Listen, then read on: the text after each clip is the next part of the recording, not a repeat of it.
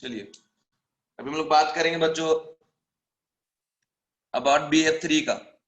ठीक है, तो अगर हम कायदे से बात करते हैं BF3 के बारे में, तो एक इलेक्ट्रॉन डेफिशिएंट कंपाउंड है।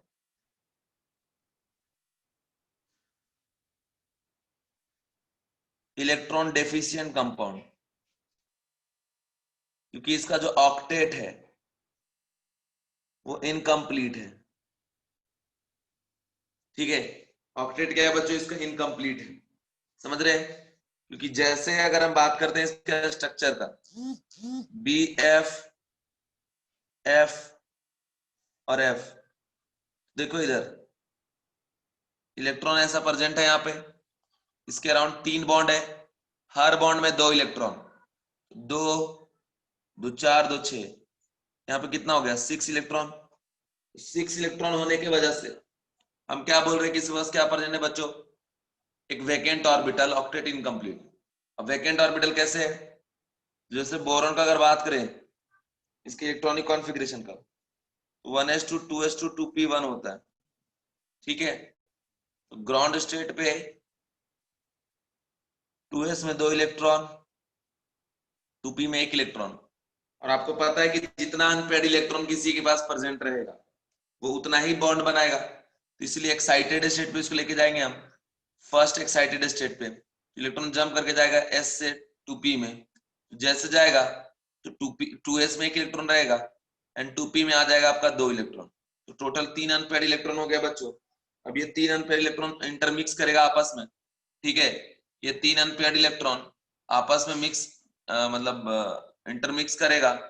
आफ्टर इंटरमिक्सिंग हाइब्रिडाइजेशन क्या हो जाएगा इसका, कि 1s और ये 2p का क्या हो, इंटरमिक्सिंग, ये तीनों क्या बन जाएगा आपका sp2 हाइब्रिडाइज ऑर्बिटल।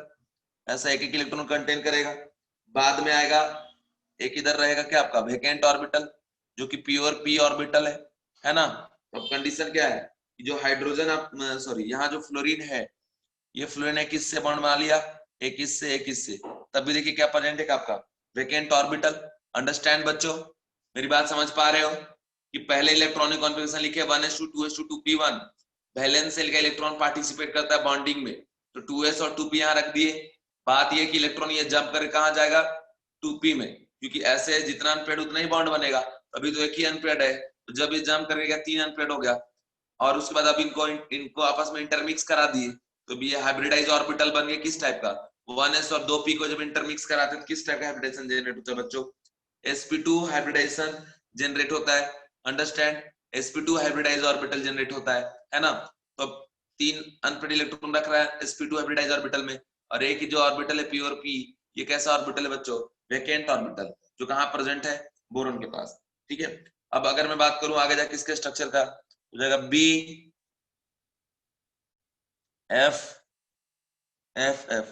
आपको पता होगा कि फ्लोरीन के पास 3 लोन पेयर प्रेजेंट है, जो भी फ्लोरीन है 3 lone pair present, octet complete. ठीक है, अब अगर बात करें इस बोरॉन का, तो बोरॉन के पास है वैकेंट ऑर्बिटल। ठीक है ना, इसके पास जो वैकेंट ऑर्बिटल है उसकी वजह से क्या होता है कि फ्लोरीन का एक प्योर और p ऑर्बिटल जो लोन पेयर कंटेन कर रखा है, वो इसको यहाँ डोनेट करना चालू करता है इलेक्ट्रॉन। ठीक है, तो ये एक टाइप का कोऑर्डिनेट बॉन्ड है, जिसको हम लोग बैक बॉन्ड बोलते हैं। This is back bond. और बैक बॉन्ड का सिचुएशन ये है कि अगर 2 एटम के बीच में कोऑर्डिनेट बॉन्ड बन रहा है जिसमें ऑलरेडी पहले से एक सिग्मा बॉन्ड प्रेजेंट है, तो उस टाइप के बॉन्ड को हम लोग क्या बोलेंगे बच्चों, बैक बॉन्ड। और ये जो p ऑर्बिटल है कैसा है आपका, फिल्ड फिल्ड p ऑर्बिटल। ठीक है, और ये कैसा है आपका वैकेंट p ऑर्बिटल। ठीक है, तो ये किस में कन्वर्ट हो गया बच्चों का पाई बॉन्ड, क्योंकि ऑलरेडी एक बॉन्ड वहां पे बना हुआ है। ठीक है, अब ये जो ओवरलैपिंग होता है, हम लोग बोलते हैं ना किस टाइप का ओवरलैपिंग, तो जिस टाइप के ऑर्बिटल इनका इन्वॉल्वमेंट होगा उसी टाइप का ओवरलैपिंग होगा। ठीक है ना, तो अब देखो बच्चों, यहाँ जो बॉन्ड बन रहा है वो कैसा बन रहा है, इसका p ऑर्बिटल, तो क्या लिखेंगे p, और ये कौन सा, ये भी इसका p ऑर्बिटल, तो p। अब ये p ऑर्बिटल से क्या बन रहा है, पाई बॉन्ड, क्योंकि आपको पता होगा कि जब भी प्योर p ऑर्बिटल का ओवरलैपिंग होता है और बॉन्ड बनता है, उस टाइप के बॉन्ड को हम लोग क्या बोलते हैं, पाई बॉन्ड, है ना। हाइब्रिडाइज ऑर्बिटल से कौन सा बॉन्ड बनता है, सिग्मा बॉन्ड। तो बच्चों यहाँ पे बोलेंगे p पाई, पी पाई बैक बॉन्डिंग, पी पाई बैक बॉन्डिंग, ठीक है। तो ये कंडीशन हो गया यहाँ पे पी पाई बैक बॉन्डिंग का। उसके बाद बोरॉन का कौन सा पी ऑर्बिटल यूज हो रहा है, तो 2p। इस फ्लोरीन का भी कौन सा 2p, कैसे, जैसे लिखोगे 1s2 2s2 2p5। तो जो भी है ये है फ्लोरीन का कॉन्फ़िगरेशन, इसका है फ्लोरीन का, इसके इलेक्ट्रॉन कहाँ पे 2p ऑर्बिटल में, इसे लिखेंगे 2p pi back bonding present in case of BF3 molecule. Okay बच्चों, अब इसके वजह से क्या हो जाएगा, इसके वजह से हो जाएगा बच्चों कि यहाँ पे एक पाई बॉन्ड प्रेजेंट हो जाएगा, यहाँ पे एक पाई बॉन्ड प्रेजेंट हो जाएगा। अब जैसे हम यहाँ लिखेंगे कि BF और यहाँ पे पाई बॉन्ड एक ऐसा प्रेजेंट हो जाएगा। लेकिन आपको मैंने एक बात बताना है इधर कि अगर इस स्ट्रक्चर से आप जाते हैं और देखिए कि ये जो वैकेंट p ऑर्बिटल है बोरॉन के पास, इसमें ये फ्लोरीन ये फ्लोरीन ये फ्लोरीन, तीनों में से कोई भी फ्लोरीन इलेक्ट्रॉन पेयर डोनेट कर सकता है, तीनों ही कैपेबल है ना। तो मान लो ये डोनेट किया है, तो ऐसा नहीं कि यही परमानेंट डोनेट करेगा, ये भी डोनेट कर सकता है, ये भी डोनेट कर सकता है, ठीक है ना बच्चों। तो हर डायरेक्शन से डोनेट हो सकता है, मतलब कुल मिला के यहाँ पे क्या होगा, रेजोनेंस होगा, है ना। क्या होगा बच्चों, रेजोनेंस होगा। अब अगर मैं बात करूं कि एक स्ट्रक्चर रेजोनेंस में मॉलिक्यूल को रोटेट नहीं करते, बॉन्ड बॉन्ड घूमता है, मॉलिक्यूल को हम कभी रोटेट नहीं करते। तो अभी देखो मान लो इधर से बॉन्ड बना दिए, तो BF इस तरीके से, और ये F और ये F, एक और बनेगा बच्चों, नंबरिंग कर दो 1 2 3, 1 और बोरॉन के बीच में बॉन्ड, यहाँ पे 1 2 3, 2 और बोरॉन के बीच में बॉन्ड, और थर्ड में देखो BF F F, ठीक है, इनके बीच में इधर से बॉन्ड हो गया। तो देखिए पाई बॉन्ड रोटेट कर रहा है। अब एक बात और मैं बता दूं कि नॉर्मली आप यहाँ पे देख रहे हैं तब भी हाइब्रिडेशन इसका sp2 होगा, है ना।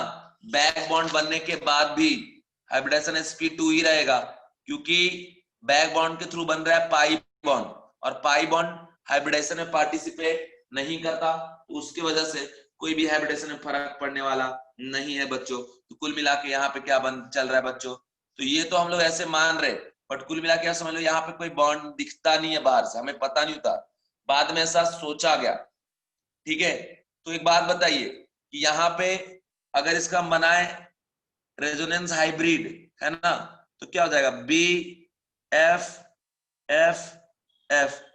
पाई बॉन्ड 3 पोजीशन पे ऐसे रोटेट कर रहा है ना, इस तरीके से, तो ये हो गया। अब अगर नॉर्मली हम समझे, हम क्या समझते हैं कि BF3 में बोरॉन और फ्लोरीन के बीच में क्या है, सिंगल बॉन्ड, लेकिन अगर प्रैक्टिकली देखा जाए तो सिंगल बॉन्ड नहीं है, यहाँ पे सम पार्शियल बॉन्ड डबल बॉन्ड भी प्रेजेंट है। तो देखिए आपको पता होगा कि सिंगल बॉन्ड का लेंथ ज्यादा होता है डबल बॉन्ड से, डबल बॉन्ड का लेंथ ज्यादा होता है किससे, ट्रिपल बॉन्ड से, है ना, और स्ट्रेंथ सिंगल बॉन्ड का कम होता है डबल बॉन्ड से। तो अब देखिए सिंगल बॉन्ड से ये सिंगल बॉन्ड नहीं रहा, पार्शियल डबल बॉन्ड कैरेक्टर आ गया, तो इसमें बॉन्ड लेंथ जो होगा बोरॉन फ्लोरीन के बीच में, वो सिंगल बॉन्ड से क्या होगा, छोटा होगा। ये चीज आपको ध्यान रखना पड़ेगा मेरे प्यारे बच्चों, समझ गए। तो ये कंडीशन भी मैंने आपको बता दिया। अब अगर मैं बात करूं इसके बॉन्ड ऑर्डर का, तो बॉन्ड ऑर्डर क्या होगा, एक तो एक बॉन्ड हर जगह फिक्स है, ठीक है, बॉन्ड ऑर्डर होता है number of bond present between two atom, और एक बॉन्ड 3 पोजीशन पे घूम रहा है, तो एक पे कंट्रीब्यूशन कितने देगा, 0.33 का, तो कितना हो जाएगा 1.33 हो गया बच्चों इसका बॉन्ड ऑर्डर, है ना। तो ये कंडीशन आपको ध्यान रखना है, समझ गए बच्चों।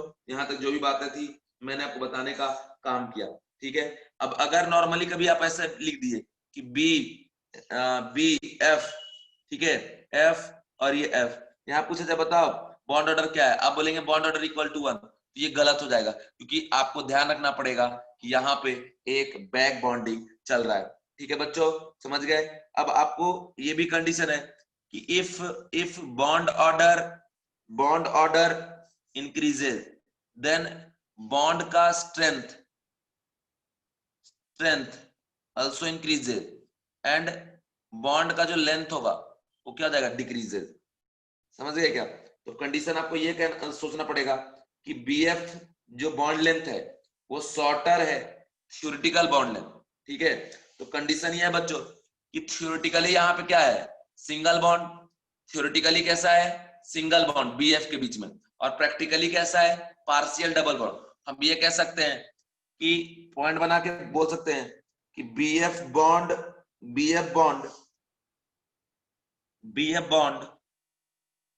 Bond length is shorter, BF bond length is shorter than theoretical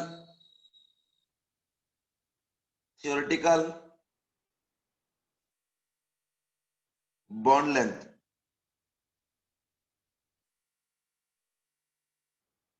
ठीक है, समझ गए? तो ये कंडीशन आप ध्यान रखना, जो BF बॉन्ड लेंथ है वो शॉर्टर है थियोरेटिकल बॉन्ड लेंथ के कंपेरेबल में। ठीक है, तो ये सिचुएशन आप ध्यान रखना बच्चों। क्या आपको यहां तक बात समझ में आ गया? अब आगे बढ़ूं तो अब देखें, जैसा सिचुएशन आपने BF3 में देखा वैसे ही आगे भी है। BF3, BCl3, BBr3 और BI3, सेम सिचुएशन यहां भी है। क्योंकि अगर थियोरेटिकल लेके तो इसमें जैसे दिख रहा है BF वैसे यहाँ BCl, यहाँ BR।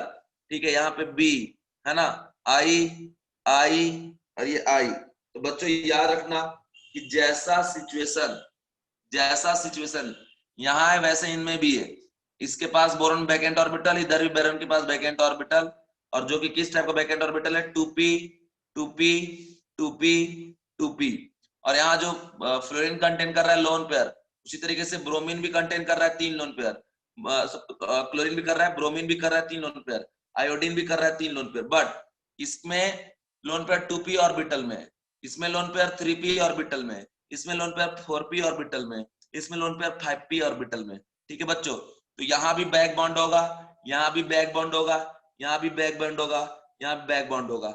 लेकिन यहाँ जो बैक बॉन्डिंग में जो ओवरलैपिंग हुआ वो 2p टाइप का हुआ है, यहाँ पे 2p 3p टाइप का हुआ है, और यहाँ पे 2p 4p टाइप का हुआ है, यहाँ पे 2p 5p टाइप का ओवरलैपिंग हुआ है। अब बच्चों मैं आपको बता दूं कि ओवरलैपिंग का जो स्ट्रेंथ है ना, ओवरलैपिंग के बाद बॉन्ड का स्ट्रेंथ किस बात पर डिपेंड करता है कि आपने किस टाइप का आपने यूज किया है ऑर्बिटल का। अगर ऑर्बिटल का साइज बढ़ता जाएगा तो ओवरलैपिंग का एक्सटेंट कम होते जाता है, और एक्सटेंट कम होगा तो बॉन्ड का स्ट्रेंथ भी कम होगा। देखो 2p सभी में कॉमन, बट ये 2p से हो गया 3p से हो गया 4p, 4 से 5p, तो एक वाला p तो बढ़ता जा रहा है वैल्यू। और आपको मैंने पहले बताया है कि मिसमैच जोड़ी अनस्टेबल होता है। जैसे हम लोग बोलते हैं ना शादी ब्याह में, अरे देखो बहुत बढ़िया जोड़ी है दोनों का, है ना, तो ये ऐसा रहता है। अगर एक किसी का मान लो लड़के का हाइट ज्यादा हो और लड़की का हाइट कम है, या लड़के का हाइट, ये लड़के का हाइट कम है, ये लड़की का हाइट ज्यादा है, हम लोग क्या बोलते हैं, मिसमैच जोड़ी है, जोड़ी बढ़िया नहीं है, ऐसे शादी कर लिया पता नहीं। ठीक है, जो ये मिसमैच हो गया, और ये क्या है, मैच है। तो स्टेबिलिटी कहां पे मिलता है, जो मैचिंग वाला जोड़ी रहता है। ठीक है, समझ गए? तो उसी तरीके से यहाँ पे कंडीशन क्या है कि 2p मैचिंग वाला जोड़ी है, और ये सारे मिसमैच जोड़ी है, और मिसमैचिंग और बढ़ते जा रहा है। एक होता है कि यार चलो हाइट में थोड़ा बहुत का डिफरेंस है, ठीक है। एक है कि ये मान लो लड़का है और ये गर्ल है, ठीक है, तो ये डिफरेंस है। या ये बॉय है और ये गर्ल है, तो थोड़ा हाइट का डिफरेंस है, चलता है, कोई दिक्कत नहीं। लेकिन आप बोलेंगे ये हाइट है लड़के का और ये हाइट है गर्ल का, या ये हाइट है गर्ल का और ये हाइट है बॉय का, ऐसा अगर आप बोलेंगे, ये जोड़ी देख रहे हो एकदम पूरा क्या हो गया, मिसमैच, है ना। समझ गए? बात समझ में आ रहा है? तो ये वाला मिसमैचिंग क्या होगा, ज्यादा अनस्टेबल। अगर और ज्यादा गैप हो गया डिफरेंस, ठीक है, तो और मिसमैचिंग हो जाएगा। ठीक है ना। तो कंडीशन क्या है कि जहां पे बढ़िया ओवरलैपिंग होगा वहां बैक बॉन्ड का स्ट्रेंथ भी क्या होगा, अच्छा होगा।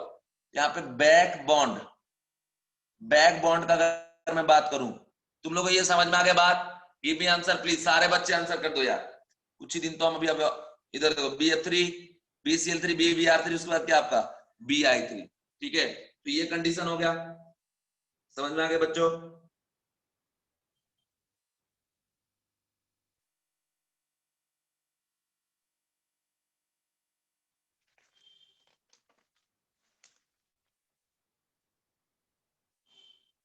इसके बाद है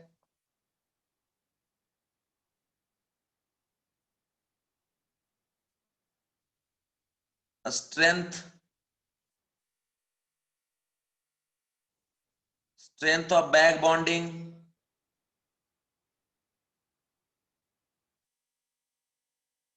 इंक्रीजेज,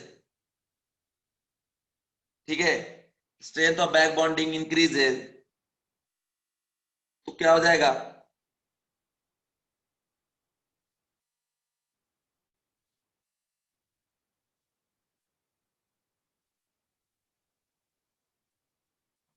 बॉन्ड लेंथ डिक्रीजेस, ठीक है बच्चों। तो अगर आपसे पूछा जाए बताओ सबसे ज्यादा बॉन्ड लेंथ कहां पे होगा, तो सबसे ज्यादा होगा BI3 में और सबसे कम BF3 में, क्योंकि सबसे ज्यादा स्टेबल वही है, ठीक है बच्चों, समझ गए। अब अगर आपसे मैं पूछूं, है ना, कि देखिए बॉन्ड लेंथ का ट्रेंड बताओ, BF3, BCl3, BBr3 और BI3, इनमें बताओ बॉन्ड लेंथ का ट्रेंड। तो आप देखिए खुद ही, यहाँ पे 2p, यहाँ 2p 3p, यहाँ 2p 4p, है ना, और यहाँ पे 2p 5p, ठीक है, 5p। तो कंडीशन क्या है बच्चों, मान लो यहाँ पे अगर हम साइज देखते हैं, ये इस तरीके का है, यहाँ पे ऐसा, यहाँ पे ऐसा बढ़ता ही जा रहा है साइज, गैप, तो लेंथ क्या होगा, सेंटर से सेंटर के बीच का डिस्टेंस, तो सेंटर से सेंटर के बीच का डिस्टेंस क्या हो रहा है, बढ़ता जा रहा है। हम लोग क्या कहेंगे कि बॉन्ड लेंथ वैल्यू क्या हो रहा है बच्चों, बढ़ रहा है, ठीक है। दूसरी बात, अगर बात करें यहाँ पे मजबूती का, कि कौन सा बॉन्ड स्ट्रेंथ ज्यादा है, ठीक है, किस बॉन्ड का स्ट्रेंथ ज्यादा है, बॉन्ड स्ट्रेंथ, कौन मजबूत बॉन्ड, जो नहीं टूटेगा इसलिए वो मजबूत होगा, छोटा वाला बॉन्ड मजबूत होता है, BF3 सबसे ज्यादा, फिर BCl3, फिर BBr3, फिर BI3, ये ट्रेंड हो गया, यहीं से ये भी जनरेट हो रहा है, ठीक है बच्चों। अब हम लोग बात करने जा रहे हैं लेविस एसिड कैरेक्टर का, जो कि JEE में, नीट में, ठीक है, जेई मेन, एडवांस, सारे फॉर्मेट में आ चुका है। कि बताओ Lewis acid character, Lewis Lewis acid strength क्या है ग्रुप 13 के बोरोन का, अगर डिफरेंट डिफरेंट हेलोजन आप यूज करेंगे। तो एक बात याद रखना बच्चों, कि बैक बॉन्डिंग इंक्रीजेज, तो उसका जो लेविस एसिड कैरेक्टर होगा, लेविस एसिड कैरेक्टर हो जाएगा डिक्रीजेज। रीजन क्या है बच्चों, कि लेविस एसिड क्या करता है, इलेक्ट्रॉन पेयर एक्सेप्ट करता है ना, जो इलेक्ट्रॉन पेयर को एक्सेप्ट करे उसको हम क्या बोलते हैं, लेविस एसिड। और जिसमें ऑलरेडी बैक बॉन्ड मजबूत रहेगा, तो जब वो इलेक्ट्रॉन पेयर एक्सेप्ट करने की कोशिश करेगा, आखिर कहां एक्सेप्ट करेगा, वैकेंट ऑर्बिटल उसके लिए चाहिए, तो वैकेंट ऑर्बिटल तो उसके पास है नहीं, बैक बॉन्ड बना के रखा है, तो अगर मजबूत बैक बॉन्ड तो वो टूटेगा नहीं इजिली, है ना। तो अगर इजिली नहीं टूटेगा, तो जो इजिली टूटेगा वहां पे electron pair boron easily accept कर सकेगा, ठीक है, उसके एसिडिक स्ट्रेंथ भी क्या होगा ज्यादा, जैसे BF3, BCl3, BBr3 and BI3, acidic character क्या है बच्चों, सबसे ज्यादा BI3, फिर BBr3, BCl3, सबसे कम किसका, BF3 का। तो ये क्राइटेरिया, ये कंडीशन भी आप बच्चों याद रखना, ठीक है, समझ गए।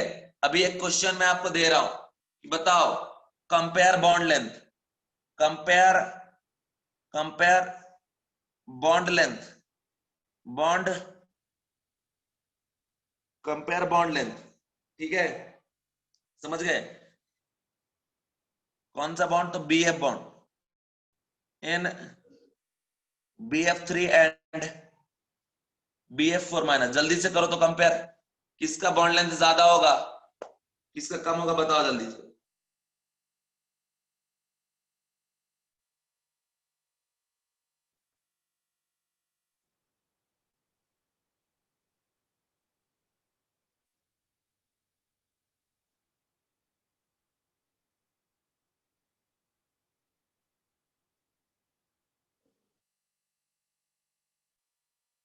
अरे आंसर बताओ, किसका बॉन्ड लेंथ ज्यादा हो, किसका कम होगा?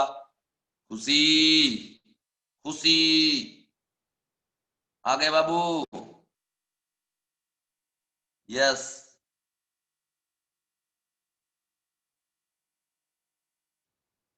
बिफोर माइनस का, यस यस सही है। निहारिका गुड, वेरी गुड बच्चा।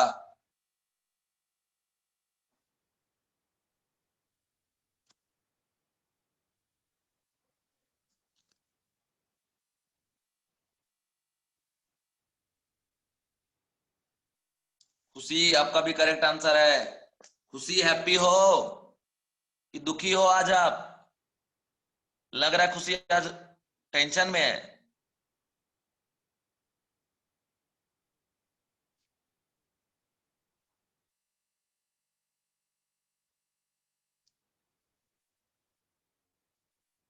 तेरा यार, तेरा भी सही है भाई। कौन है पता नहीं, ये तेरा यार। इधर देखो, BF3 में अभी हमने देखा था बॉन्ड ऑर्डर क्या होता है, 1.33। खुशी गुस्से में हो क्या? आप रिप्लाई नहीं कर रहे हो बाबू, सच में लग रहा है गुस्से में हो। यहाँ बॉन्ड ऑर्डर 1.33 है, ठीक है। पार्शियल डबल बॉन्ड कैरेक्टर है ना, ठीक है। अब अगर BF4 माइनस में BF, F, F और ये F, इस बोरॉन पे निगेटिव चार्ज। देखिए यहाँ पे ऑक्टेट कंप्लीट है, ऑक्टेट कंप्लीट है, ठीक है। समझ गए? ऑक्टेट क्या है? Complete. No back bond, no back bond, कोई भी बैक बॉन्ड यहां पे चल नहीं रहा, ठीक है। तो देखो यहाँ पे सिंगल बॉन्ड कैरेक्टर है 100%, ठीक है। तो यहाँ का जो बॉन्ड ऑर्डर है क्या हो जाएगा 1। यहाँ का बॉन्ड ऑर्डर 1.33 है तो पता ही है। तो बच्चों जो अगर हम डिस्टेंस का बात करें BF का, इन case of BF4 minus greater than distance between BF in case of what BF3, boron से रिलेटेड जितने कंपाउंड, जितने कंडीशन थे मैंने आपको पढ़ा दिया, ठीक है ना। अब हम लोग नेक्स्ट इंपॉर्टेंट कंपाउंड पे जाएंगे, किसका? वो हम लोग बात करेंगे अबाउट बच्चों एल्यूमिनियम का। और एल्यूमिनियम का जो कंपाउंड होता है बहुत ज्यादा इंपॉर्टेंट होता है ना। तो ये कंडीशन आप ध्यान रखना, सिचुएशन आप ध्यान रखना। अब हम लोग बात करने जा रहे हैं बच्चों एल्यूमिनियम के बारे में, ओके। सेकेंड मेंबर है ये ग्रुप 13 का, और सेकेंड मेंबर ऑफ ग्रुप 13 जो भी एलिमेंट है वो बहुत ज्यादा होता है इंपॉर्टेंट, ठीक है।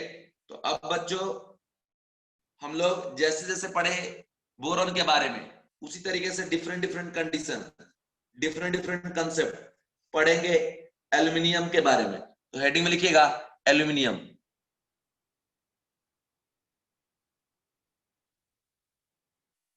एल्यूमिनियम, ठीक है बच्चों, समझ गए? सबसे पहले मैं आपको बताने जा रहा हूं कि आखिर हम ये एल्यूमिनियम का प्रिपरेशन कैसे करेंगे, जिसका जेड होता है 13 और कॉन्फ़िगरेशन होता है 1s2 2s2 2p6 और 3s2 और 3p के आपका 1, ओके। तो ये आ गया आपका कंडीशन, ठीक है बच्चों। अब अगर बात करें तो हम लोग लेते हैं एक बॉक्साइट ओर। मेटलर्जी आप पढ़े हैं तो आपको पता होगा कि ये बॉक्साइट ओर क्या होता है, ओर क्या होता है, ये सारी बात आपको पता होगा, है ना। तो अभी हम बात करने जा रहे हैं, एक और लेते हैं हम लोग यहाँ पे जिसका नाम है बॉक्साइट।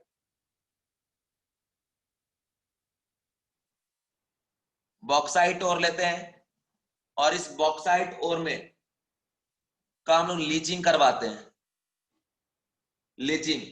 अभी लीचिंग प्रोसेस भी क्या होता है पढ़े हुए मेटलर्जी में, मैं फिर भी बता देता हूं कि जब किसी और से इंप्यूरिटी हम रिमूव करते हैं बाय यूजिंग केमिकल रिएजेंट, तो उस प्रोसेस को हम लोग क्या बोलते हैं बच्चों, लीचिंग, ओके। यहां लिख लेंगे कि removal, removal of, removal of impurities, impurities through, through chemical, chemical reagent,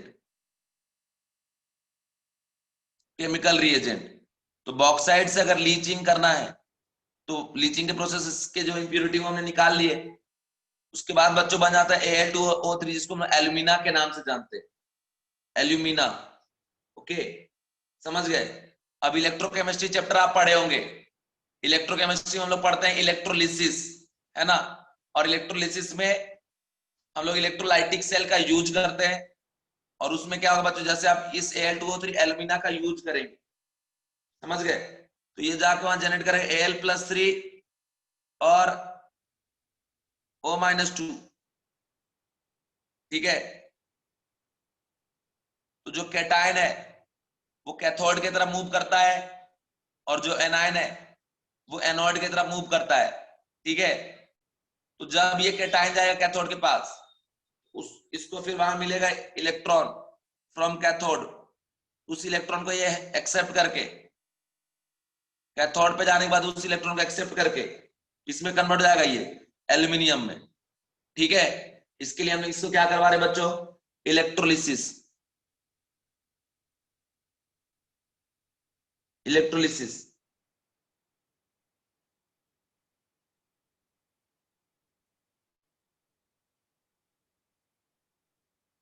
electricity pass. Okay बच्चों, तो ये कंडीशन हो गया आपका, इलेक्ट्रोलिसिस करा दी हमने, इलेक्ट्रिसिटी पास करवा दिए। ओके, तो ये कंडीशन है कि एल्यूमिनियम का प्रिपरेशन हो गया। समझ में आ गया ये जो कंडीशन बताए। अभी जो बॉक्साइट है बच्चों, इसका फॉर्मूला क्या होता है, इसको भी ध्यान रखिएगा। बॉक्साइट ओर का इसका फॉर्मूला होता है बच्चों Al2O3 डॉट डॉट 2H2O, ये फॉर्मूला है बॉक्साइट और का। समझ गए बच्चों, क्लियर। अब एक कंडीशन ये है कि आप इस इलेक्ट्रोलाइसिस प्रोसेस में एक और कंपाउंड है ना, जिसका नाम है क्रायोलाइट, ठीक है। उस क्रायोलाइट का भी यूज आप कर सकते हो। क्रायोलाइट का फॉर्मूला होता है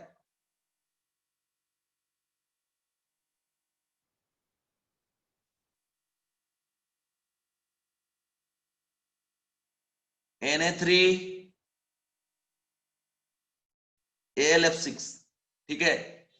लेकिन यहां सिर्फ क्रायोलाइट हम ऐड नहीं करते बच्चों, साथ ही साथ हम देते हैं CF2। अगर ये भी यहां प्रोवाइड कर देंगे तब भी इसके बाद रिएक्शन इस तरीके से आगे बढ़ेगा और एल्यूमिनियम का प्रिपरेशन होगा। और बच्चों, जो कैथोड होता है वो निगेटिव चार्ज कंटेन करता है in case of electrolytic cell, ठीक है। जो आपने सेल पढ़ा होगा ना, दो टाइप का, एक इलेक्ट्रोकेमिकल सेल और दूसरा इलेक्ट्रोलाइटिक सेल। इलेक्ट्रोकेमिकल सेल में और इलेक्ट्रोलाइटिक सेल में इस बात का डिफरेंस है कि यहां का जो कैथोड है वो क्या कंटेन कर रहा है, निगेटिव चार्ज, ठीक है। और जो एनोड होगा वो क्या कंटेन करेगा, पॉजिटिव चार्ज, ठीक है, in case of electrolytic cell. ये बात का बच्चों आप ध्यान रखना।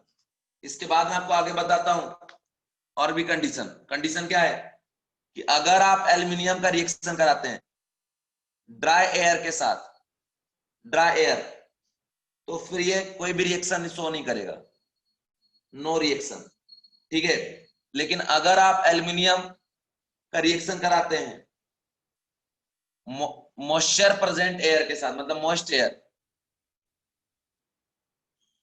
तो यहां से जो प्रोडक्ट बनेगा Al2O3, ठीक है। और ये जो Al2O3 है ना, एक प्रोटेक्टिव लेयर होता है।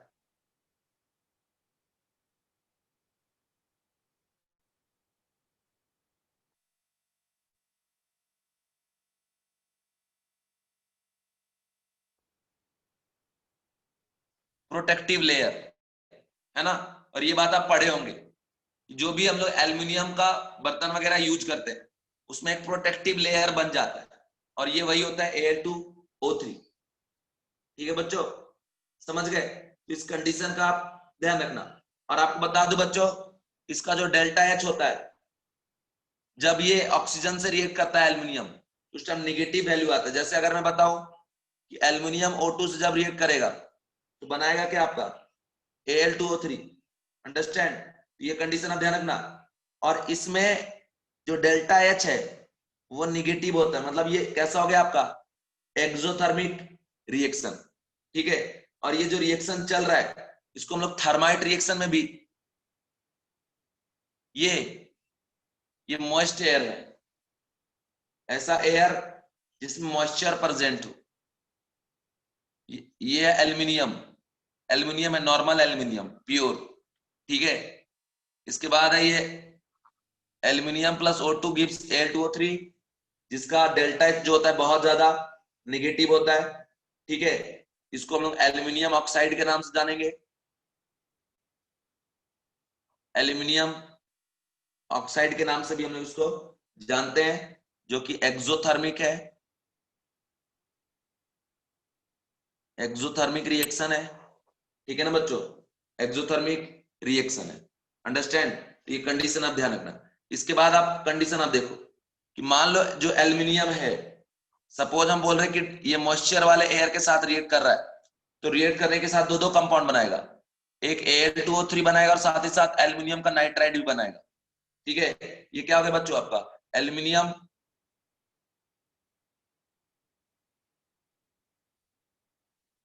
एल्यूमिनियम नाइट्राइड, ठीक है।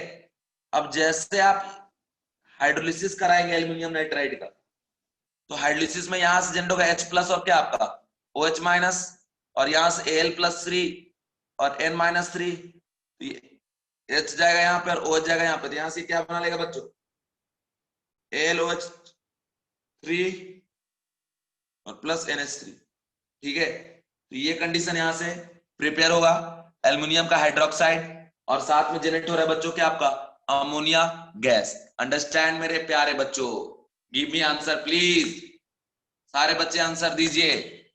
समझ में आ रहा है, यहां तक समझ में आ गया? सारे बच्चे आंसर दीजिए, सारे बच्चे। किरण बहुत बढ़िया, खुशी को भी आया आंसर, बहुत बढ़िया। अनुष्का ठीक है। तेरा यार, तेरा नाम क्या है भाई, क्या क्या लिख के रखता है रे, पगला है क्या भाई?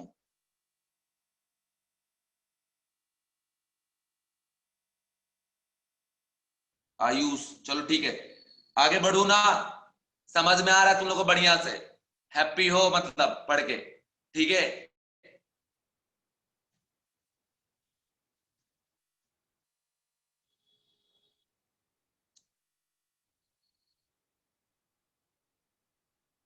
चलिए अब बच्चों हम लोग बात करने जा रहे हैं कि एल्युमिनियम जब रिएक्ट करेगा क्लोरीन से, तो एक बहुत ज्यादा इंपॉर्टेंट कंपाउंड बनाता है AlCl3, जो कि एक लेविस एसिड है और उसका यूज ऑर्गेनिक केमिस्ट्री में बहुत ज्यादा होता है, जैसे फ्रीडल क्राफ्ट रिएक्शन में और डिफरेंट डिफरेंट कहीं पे अगर इलेक्ट्रोफाइल का प्रिपेयर करना हो तो वहां पे हम लोग यूज करते हैं, ठीक है। जैसे देखो ध्यान से कि अगर एल्युमिनियम जब Cl2 से रिएक्ट करता है ना, एल्युमिनियम कन्वर्ट होता है Al+3 में और Cl कन्वर्ट होता है Cl- में, दोनों मिलके बनाता है एक कंपाउंड जिसका नाम है AlCl3, ठीक है, एल्युमिनियम ट्राई क्लोराइड। ओके बच्चों, दूसरा ये है कि अगर आप एल्युमिनियम का रिएक्ट करवाते हैं रिएक्शन NaOH के साथ और कंसंट्रेटेड है, ठीक है ना, कंसंट्रेटेड और डाइल्यूट का मीनिंग तो हमको पता ही होगा कि जब सॉल्वेंट के रिस्पेक्ट में सॉल्यूट का अमाउंट अच्छा खासा हो तो उसको हम लोग बोलते हैं कंसंट्रेटेड सॉल्यूशन, और एकदम निग्लिजिबल हो तो उसको बोलेंगे डाइल्यूट सॉल्यूशन। जैसे 1 लीटर पानी में 2 दाने डाल दिए शुगर का, घोल दिए, तो वो सॉल्यूशन तो बन गया लेकिन वो डाइल्यूट होगा। और 1 लीटर पानी में आप 100 ग्राम शुगर डिजोल्व कर दिए तो जो सॉल्यूशन बनेगा वो कंसंट्रेटेड होगा। तो यहां से प्रिपेयर होता है बच्चों NaAlO2। देखिए कोई रिएक्शन नया टाइप का नहीं है, या रटने में आपको दिक्कत नहीं है, रटना नहीं है, बार बार पढ़िएगा ऑटोमेटिक हो जाएगा। जैसे बोरॉन रिएक्ट करता था वैसी एग्जैक्ट रिएक्शन चल रहा है, कुछ भी यहाँ पे नया बहुत ज्यादा नहीं है बच्चों, ठीक है। ये क्या हो गया आपका NaAlO2 और साथ में हाइड्रोजन गैस यहाँ पे रिलीज होता है, इसका नाम है, जैसे वहां पढ़ते थे NaBO2 सोडियम मेटाबोरेट, वैसे ही हम लोग यहाँ पढ़ेंगे sodium, sodium Meta, sodium Meta aluminate, Meta aluminate, aluminate. Okay बच्चों, तो ये कंडीशन हो गया यहाँ पे। इसके बाद ये जो मेटल आपको दिख रहा है एल्यूमिनियम, ये एक एम्फोटेरिक है, ठीक है, मतलब एसिड और बेस दोनों के साथ रिएक्ट करता है, ठीक है। यहाँ पे लिख लेंगे एम्फोटेरिक मेटल, ठीक है बच्चों, that is react with both acid as well as base, react with both acid as well as base। ठीक है बच्चों, तो ये कंडीशन, ये सिचुएशन, ये कहानी जो भी मैंने आपको बताया, इस कहानी को, इस सिचुएशन को बच्चों आप ध्यान रखना, याद रखना। ठीक है, अब मैं आगे बढ़ता हूं कि अभी तो मैंने आपको रिएक्शन बताया इसका बेस के साथ, अब बताते हैं एसिड के साथ कि अगर आप एल्युमिनियम का रिएक्शन कराते हैं HCl के साथ जो कि एक डाइल्यूट एसिड है, तो यहां से बनाता है AlCl3 प्लस हाइड्रोजन गैस।